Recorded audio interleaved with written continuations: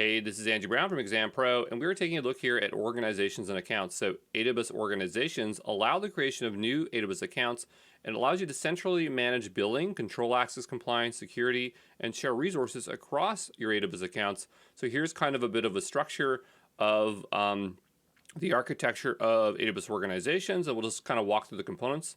So the first thing you have is a root account user. This is a single sign-in identity that has complete access to all AWS services and resources in an account, and each account has a root account user. So generally you will have a master or root account, and even within that you'll have a root account user.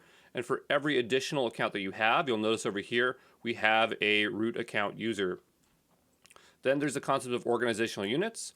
These are commonly abbreviated to OUs. So they are a group of AWS accounts within an organization which can contain other organizational units, creating a hierarchy. So here is one where we have called Starfleet, and here's one called Federation Planets. And underneath we have multiple accounts, AWS accounts within that organizational unit.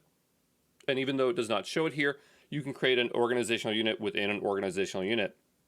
Then we have service control policies, SCPs, and these give central control over the allowed permissions for all AWS accounts in your organization, helping to ensure your accounts stay within your organizational's guidelines. What they're trying to say here is that there's this concept of AWS IAM policies, and all you're doing is you're creating a policy that's going to be organizational unit-wide or organizational-wide or for select accounts. So it's just a way of applying IAM policies across multiple accounts. AWS organizations must be turned on, and once it's turned on, it cannot be turned off. It's generally recommended that you do turn it on because basically if you're going to run any kind of serious workload, you're going to be using AWS organizations to isolate your AWS accounts based on workloads. You can create as many AWS accounts as you like.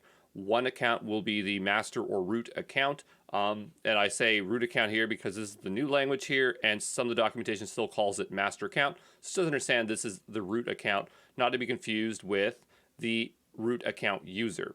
So another clarification I want to make is an AWS account is not the same as a user account, which is another thing that is confusing. So when you sign up for AWS, you get an AWS account, and then it creates you a user account, which happens to be a root user account. So hopefully that is clear.